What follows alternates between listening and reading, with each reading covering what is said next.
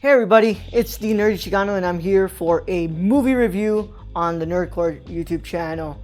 And today I'm going to be talking to you all about Joker. Todd Phillips' Joker looks at the villain known as the Joker. Yeah, the famous Bat villain has gotten his own solo film. Well, not in the way that you thought you would get it. So this one kind of takes liberties and creates this very Elseworld story and gives the Joker an origin story, being played by Joaquin Phoenix this time. Past iterations we've seen Heath Ledger, Cesar Romero, Jack Nicholson, and Jared Leto take the helm, but Joaquin truly immerses himself into this role, and we find out the origin story of this incredible Joker. And I say that because the Joker does not have an origin story, a set one. So this is really Elseworld inside of itself because it truly aims to create a different take on the famous comic book villain known as the Joker.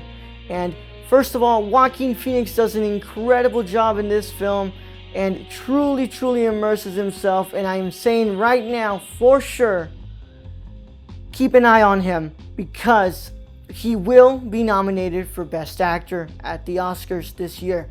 I understand now why so many people have been saying this for a while.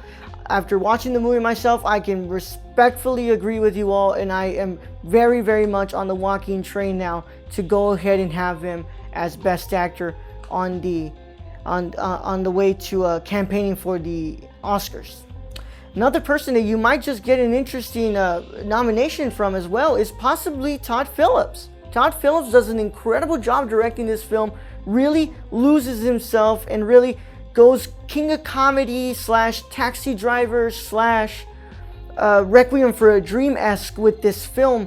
And it is very uncomfortable and unsettling at times, but I think that's the beauty of filmmaking, is when they can show you stories that are uncomfortable and they can really take you in and you can learn something from it. And I think that this film does an incredible job at that, and it really immerses itself, and it is really much to do with not only Todd Phillips' direction, but the writers and Silver's production on here as well. And just entirely, it is really a film that stands alone by itself, and it really is so contained, and I think that's what works so much for it. So it works so well for it, and it does an incredible job at that. The set pieces, the color, the score, everyone, I am telling you right now, the score is incredible. It is incredible. I have never heard a superhero score really get this way before.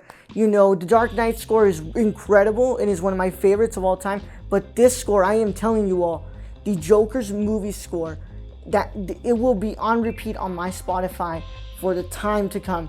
And it is beautiful, it's unsettling, and just the way that it crafts the atmosphere inside of the film, it's an incredible piece of art that that was the one aspect coming out of this film, other than Joaquin, of course, that I just absolutely adored. It was the music. Another aspect as well, the incredible cinematography and just the overall color grading of the film really puts you into Gotham.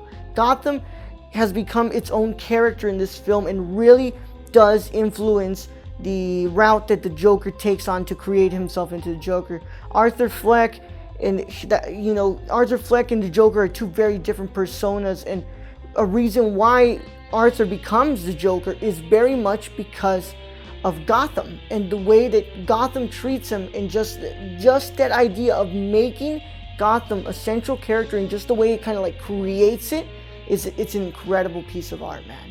I truly believe that.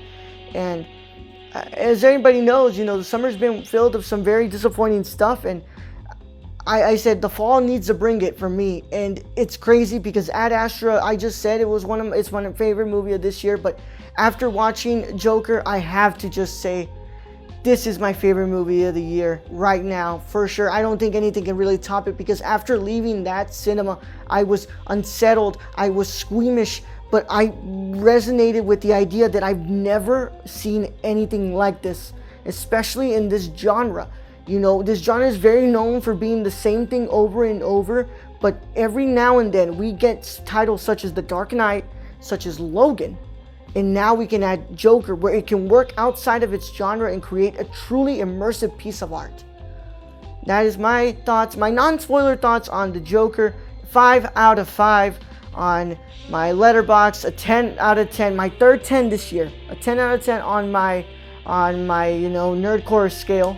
But I want to hear your thoughts, so go and sound off in the comments and tell me what you thought about Joker. Did you like it? Did you not like it? Let's go ahead and keep this conversation civil. I want to do that. I want to keep it civil with us, because the idea of filmmaking is so beautiful, and the best thing that comes out of filmmaking is just being able to have a discourse on this, but a civilized discourse.